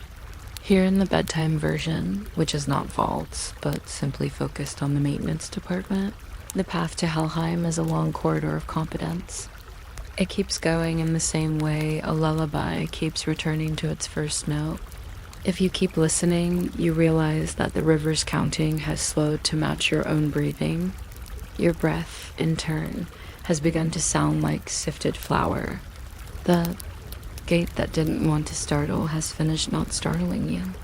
The hall's benches, modestly proud of their dents, have made space for a nap. The Valkyries, far away on their starlight routes, are still doing the kind of work that looks like flight from the outside and like caretaking from within. Hell's staff is still sweeping the threshold that will never be clean and never be dirty. Only ready. And you, being exactly as chosen as you needed to be by the quiet system of the night, are now very close to discovering how sleep keeps its own accounts. Placing your name in the ledger with a sound not quite like a whisper and not quite like a thought, then closing the book in a way that says it could open again at any time, but not just now. You might expect romance with a chooser of the slain to arrive like a thunderclap, all bright banners and heroic music, but in the old stories, it often begins with lost laundry. A man goes out to check the nets, or the fences, or the way the frost has made lace over the bucket, and in the reeds or on a low branch, he finds a cloak of feathers folded as neatly as a good habit. It looks like a coat and not like a coat at all. The way a dream looks like your kitchen if your kettle had decided to sprout wings and a sense of direction. He is polite. He touches it as you would touch an instrument you don't play.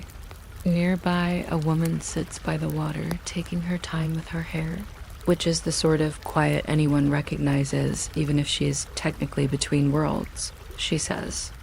She is resting from her shift, and by shift she means the kind of night work that involves horses and moonlight and decisions.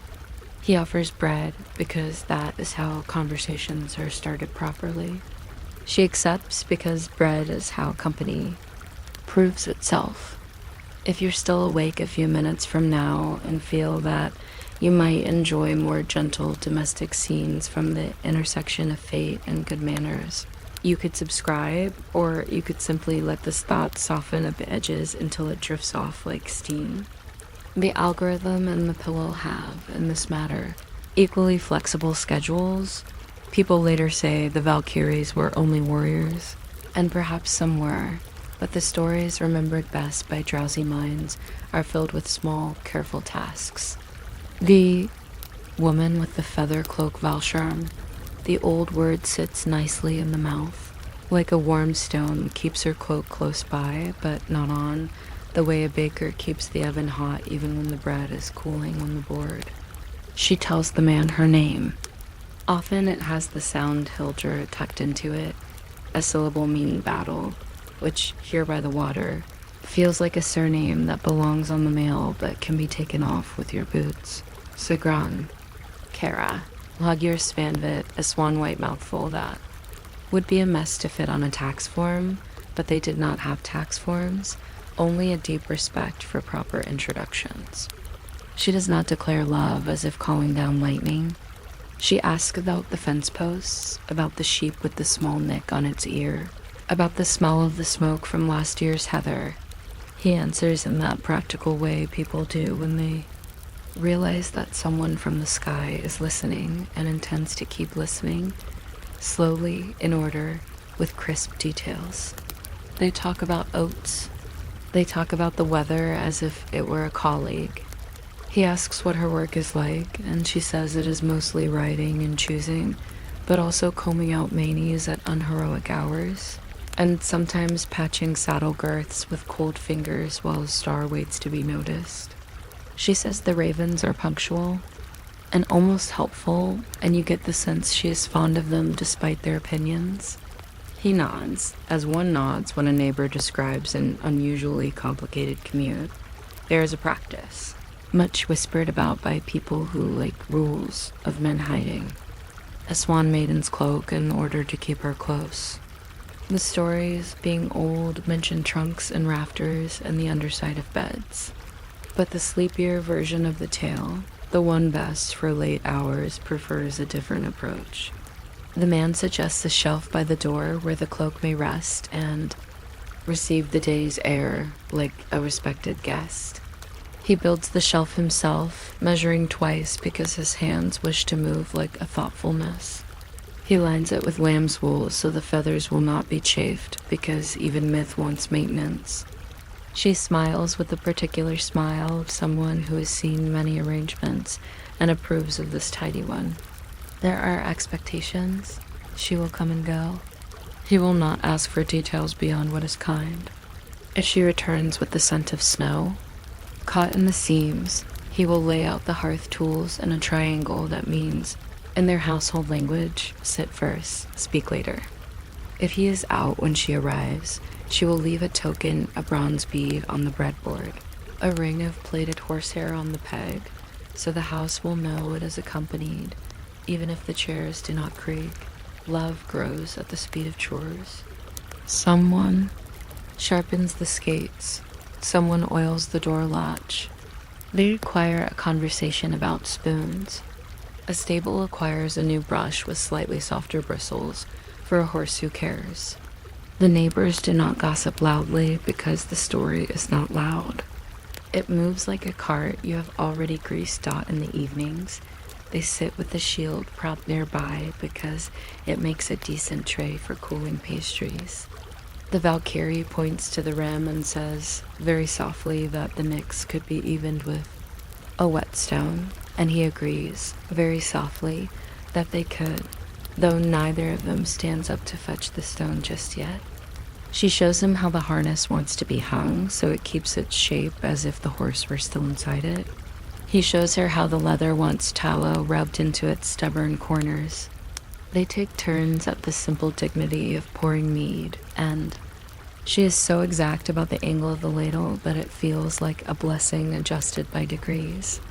On one long afternoon that is also an evening northern light enjoys, delays, she takes a piece of driftwood and scratches a few runes that mean something like be and together, and remember to mend the roof before the first hard frost.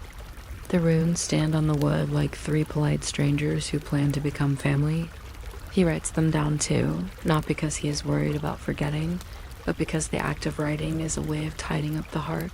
Sometimes she hums a writing, call extraordinarily quiet, and the horses in the shed lean toward it as if the song were a salt lick. Sometimes he tells the kind of long, unimportant story that good partners learn to tell, about the year the geese marched into the yard as if they had been hired by the daylight to make sure it left on time, and how no one had the nerve to argue. They laugh with the sleepy relief of people who have run very different errands and arrived at the same bench at last.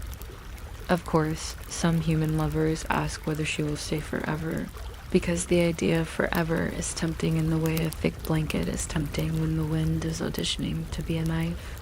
The Valkyrie is kind, but she is also candid, because candor, done softly, is an excellent lullaby. She says she is on call. Fate is a manager who believes in flexible hours, but the hours exist. She says there are nights when the sky asks for her handwriting. She does not present this as an obstacle. She presents it as the shape of the world, the way the shoreline presents itself to the sea. He nods. Together they invent a household, routine sturdy enough to hold 2 schedules. When she is gone, he keeps the fire fed with small, steady sticks. He turns the chairs upside down to check their tenons, because tenons enjoy attention.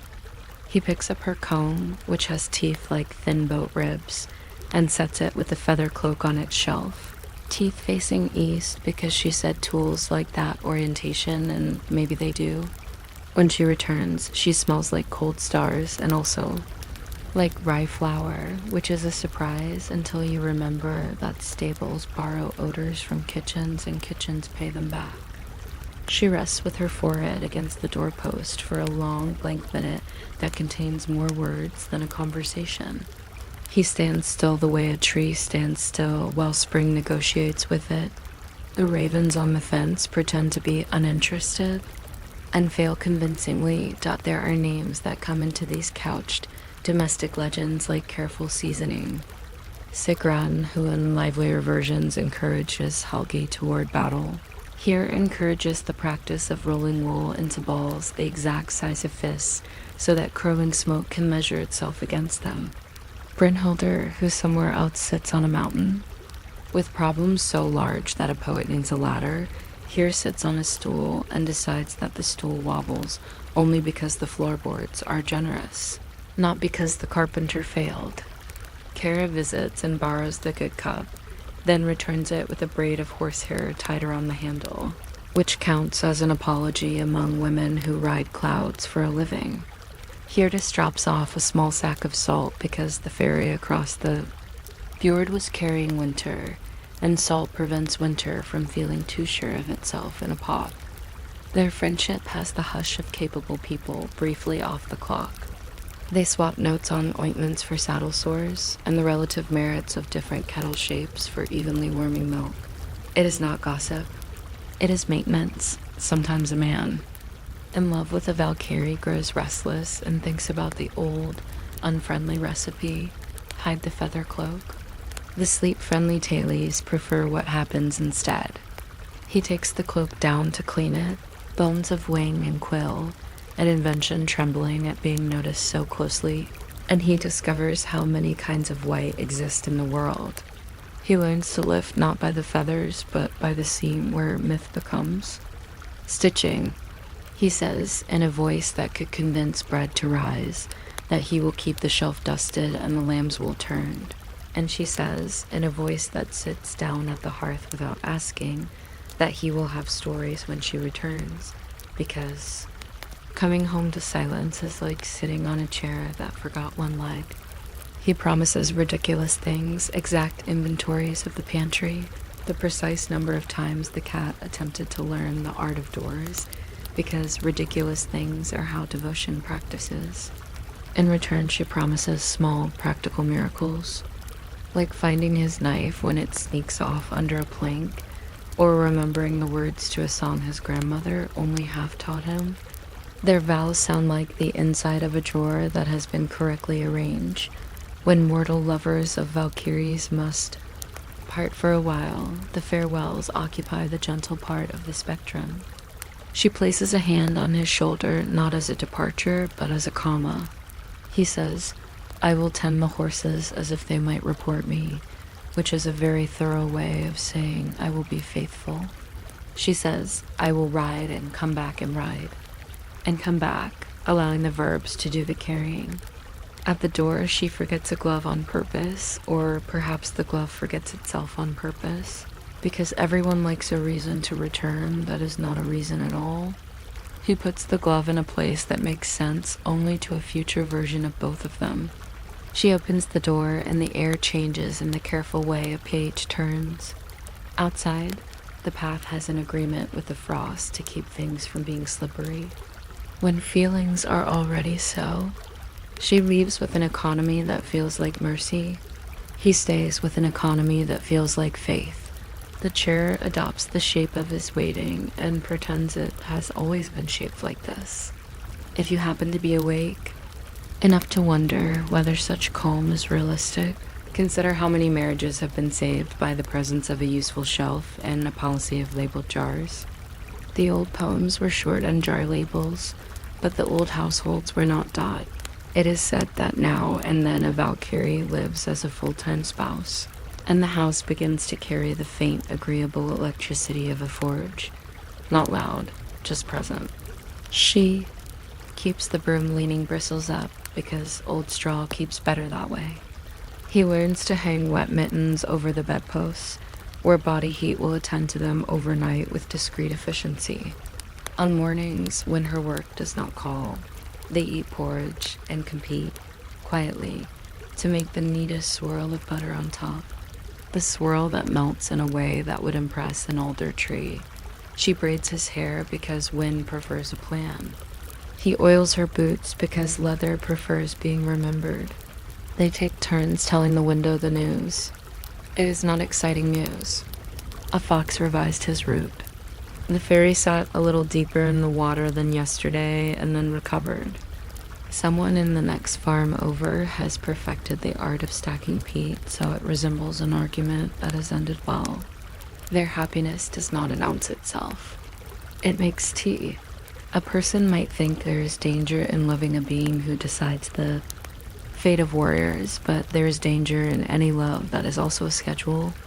The difference here is the quantity of respect.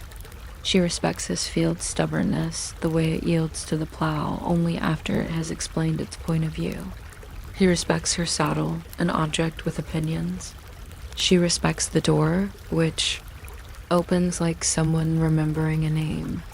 He respects the sky, which is the first and last employer in their household. They both respect sleep. They have a way of saying goodnight that does not seek to be immortalized. She pushes the embers into a single amber braid. He sets the ladle across the pot like a tiny bridge, aligning its shadow with the spoon rack. One of them whispers a small joke about the ravens filing their reports with excessive punctuation, and the other smiles into the dark where smiles are strongest. The floorboards hold them up as if they were lighter than they are, which is one of the best tricks a floor can play. On some evenings, when the sky is pale and high and a person could drink it with a wooden spoon, they walk to the low ridge behind the house and sit where the stones have stored enough sun to be mistaken for company. She describes a horse as if it were a coastline. He describes a coastline as if it were a horse. They exchange gloves by accident and decide not to fix it. When it is time for her to ride again, the goodbye has the texture of wool. It stretches. It relaxes. It warms without smothering. She touches the Valschammer the way a professional checks a well-known tool without ceremony, with devotion. He watches, not to memorize, but to be present. The cloak comes around her like a sentence that already knows where to end. The ravens make a sound that is probably administrative. The horses breathe small moons. She lifts and is gone in the manner of weather choosing a direction. He walks back to the house, not slowly, not quickly, with the pace of someone setting a table for two even when alone, because setting the table is how you keep time honest. If there is a moral to these mild and manageable legends of mortal lovers and women of the sky, it is stitched with small thread. Love thrives on maintenance. Myth enjoys a good shelf. Destinies can be negotiated with tea, quiet policies, and an understanding that door latches prefer a little oil right before frost. The famous names become household nouns, Sigrang's way of folding blankets, Brynholdr's standard of polishing buckles, Kara's belief that shoes left side by side are more likely to be faithful to their function. The drama that belongs to other rooms, other halls, will arrive on its own timetable. Here the night continues itself with the humility of a blanket being shaken out and laid smooth. If you are still listening, you may feel the small gears of this story click forward again detail.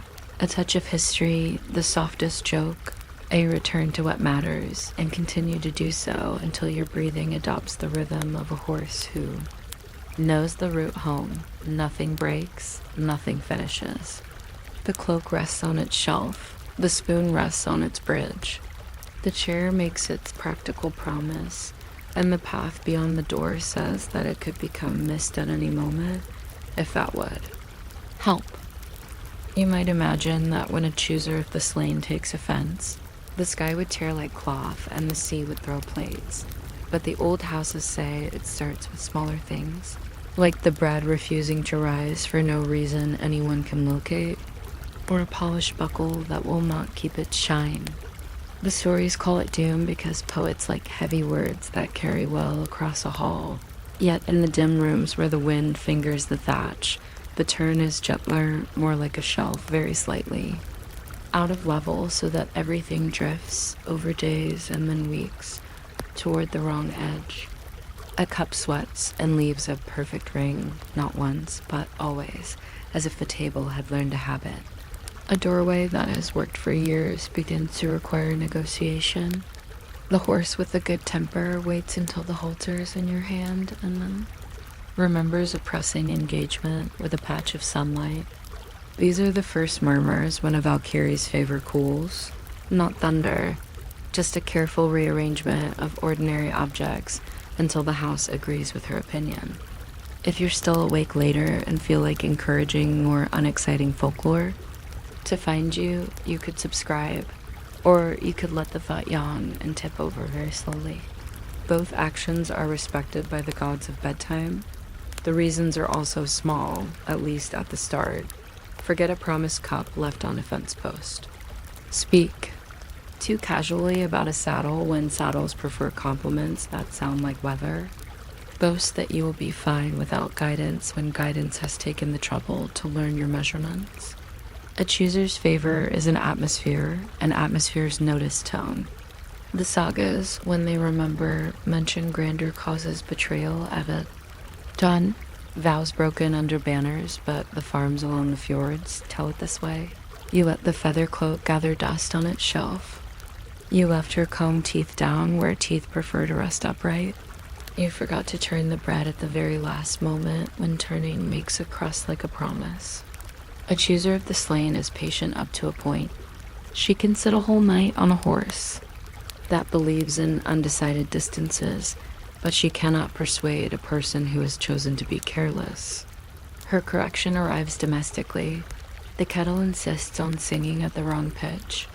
The ravens on the fence begin submitting rumor instead of news. Once in a while, the knife that has lived in the same slot since the grandfather made it will take a quick holiday to the back of the woodpile. Nothing breaks. It is just that everything remembers to be slightly elsewhere. There is a kind of etiquette for repairing the air. People try offerings, and offerings do help plaited horsehair left where the cloak likes to rest. A small circle of butter on porridge, shaped as neatly as letters, but what helps most is a quiet apology made in the language of maintenance. The stable swept before anyone asks. The harness rubbed with tallow until it looks like a warm evening. The gate rehung so it swings true even when the moon is in a mood. You could call it superstition. You could also call it the mathematics of attention. Valkyries notice the held breath in a room the way a weaver notices a skipped weft. A man once set out 3 bowls for the house spirits and left the window unlatched so the sour air could leave without scraping its knees. In the morning, he did not see the Valkyrie, but he found a single feather tucked under the ladle, and afterward the spoon sat obediently in the pot, as if it had been promoted and was trying to look worthy. People ask what doom looks like when it is not a bright catastrophe. I have heard it described as a series of slightly wrong songs. When you lift the lid, the stew sings a note, and then another one that cannot decide if it is the first note's cousin or just a passerby. When you hitch the cart, the pin refuses to align and then glides in on the 3rd attempt, a little embarrassed.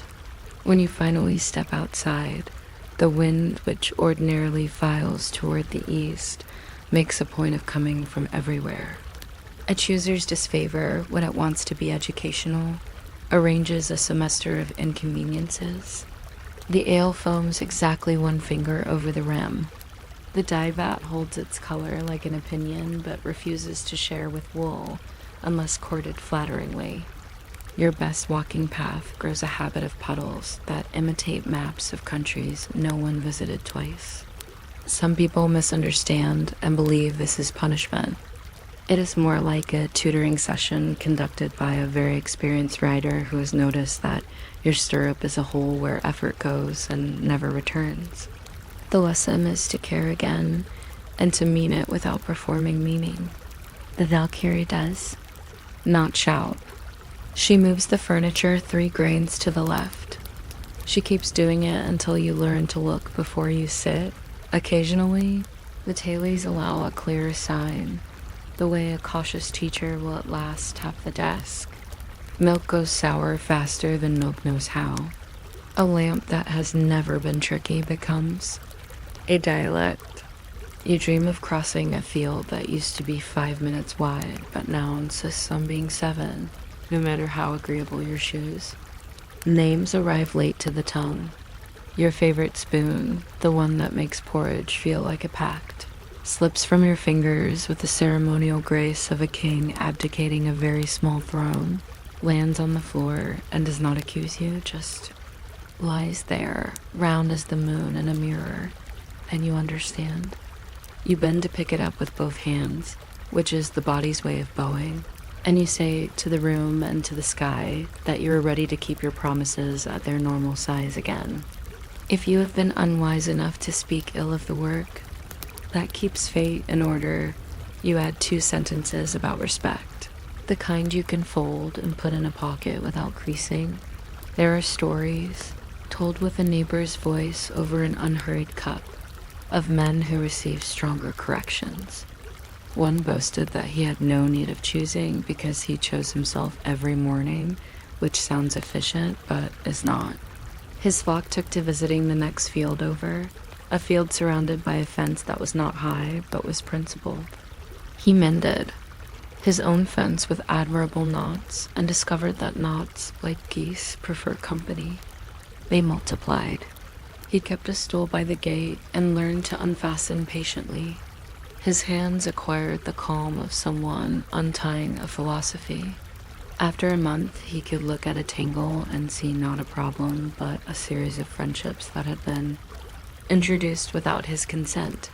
The Valkyrie allowed the flock to remember which grass was their business. He told people later that she had forgiven him. Those who listened carefully heard something better. She had allowed him to practice being someone she might forgive. What about the old, sharper tales? The one where Brynhildr's grievance scorches a hall. The one where Sigrun's words weigh a man until even his shadow refuses to move. They belonged to louder rooms where the benches did not creak, so people needed another kind of noise. If you bring those names into the kitchen at a late hour, the story adjusts its focus. Brynhildr's fire becomes a stove that keeps a steady burn without smoking the rafters.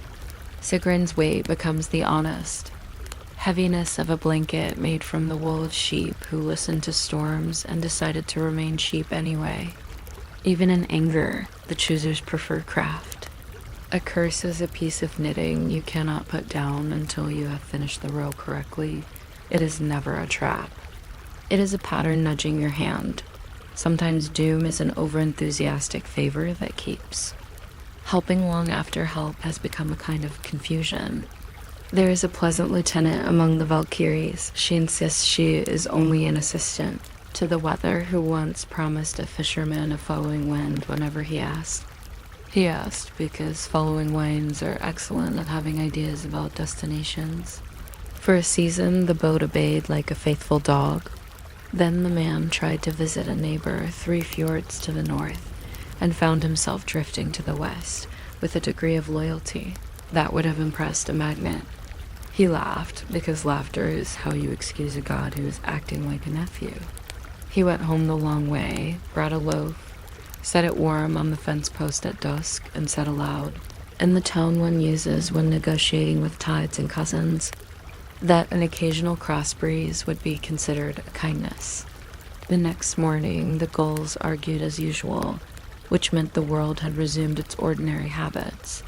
People call this lifting a curse. The fishermen called it adding an option. The gentlest correction looks like timing. You reach for a phrase, and it is not there, but another phrase with fewer corners is available. You mean to leave at once, and you discover that your boot wishes to locate its second sock. Over time it adds up. Mischances for boasting avoided. Meetings with trouble that was wearing a friendly hat slowed reactions to petty storms that disliked being ignored. To human eyes, it can feel like wool caught on a nail. To a chooser of the slain, it looks like the right speed. A person under such a blessing-turned instruction begins to practice a new way of choosing. Slower, more like sorting spoons than drawing.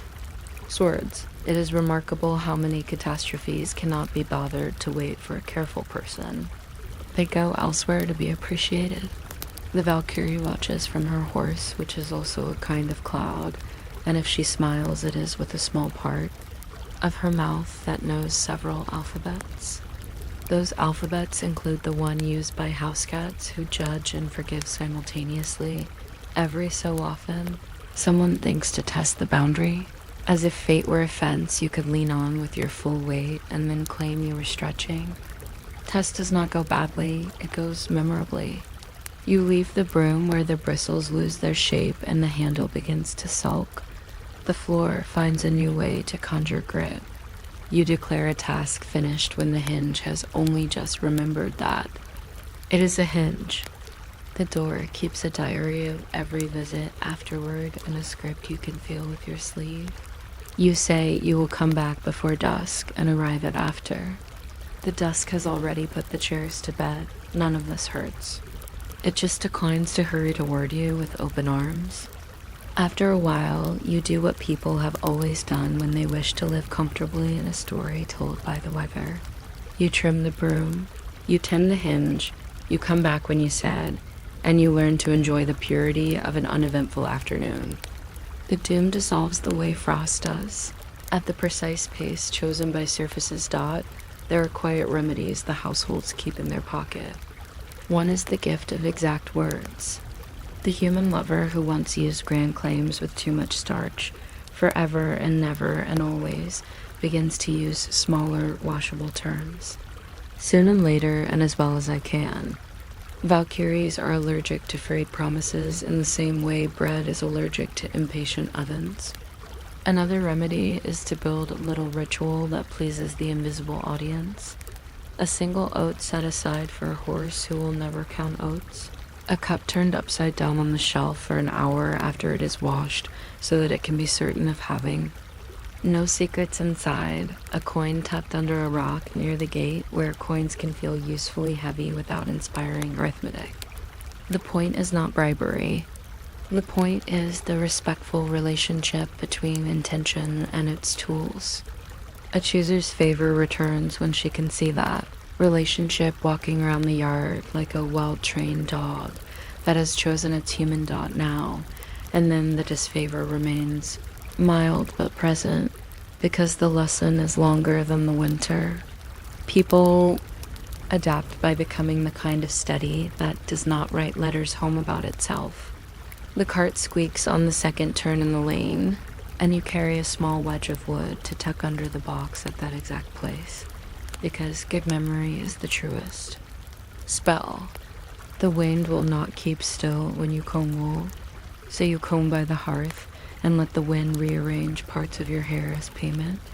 The ravens throw you a rumor on Tuesdays, and you bake 2 loaves precisely those days because rumor likes to talk to bread. Somehow the work gets done and the soup tastes like forgiveness. Neighbors ask if the Valkyrie has relented. You say she has improved your ability to stack wood in lines that look like gratitude. They nod, because everyone knows what that means. One old woman says she once felt a chooser's chill for daring to speak across a whisper that was not hers.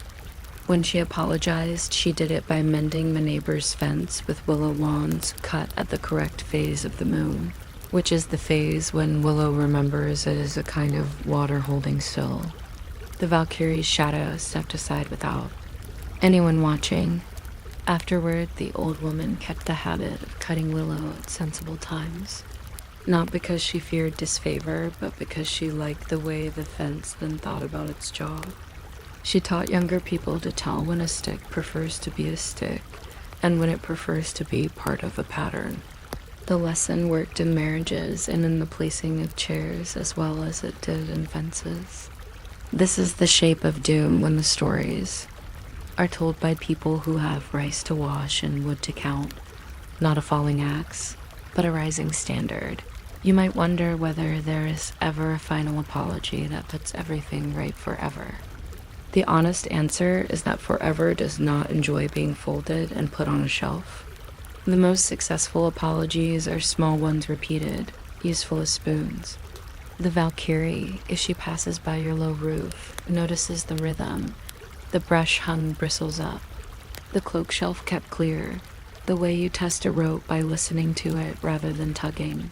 She is not counting. She is reading. When she is satisfied, she leaves no autograph. Perhaps the lamp burns a little more steadily, as if agreeing that this is a good paragraph to rest in. Perhaps the horse's ear tilts toward your voice when you present a plan.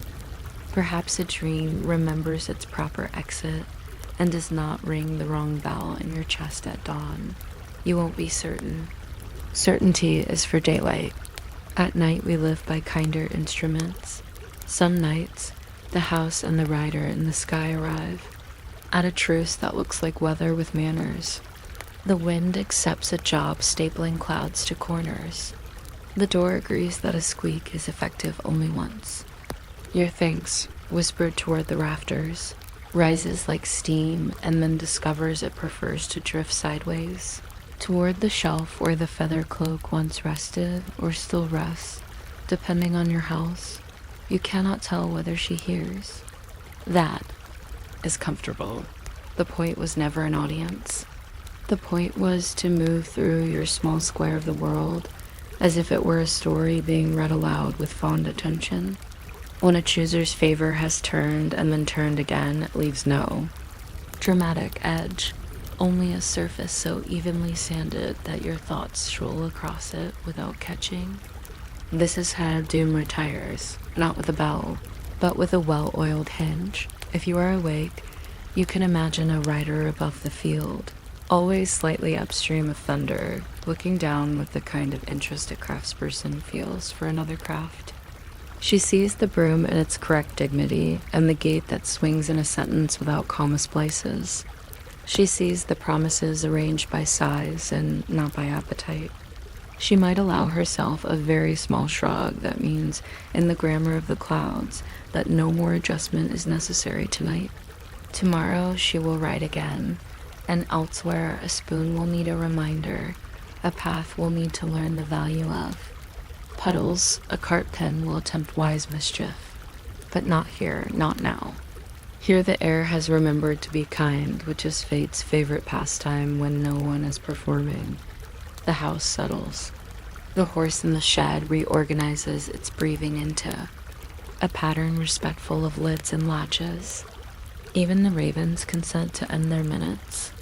The story does not conclude. It simply continues by doing less, and then a little less, and then less than that, until there is only the quiet shape of things where they ought to be, and the knowledge that if a shelf is built well, it can hold a cloak or a feather, or just the idea that a promise has decided to stay.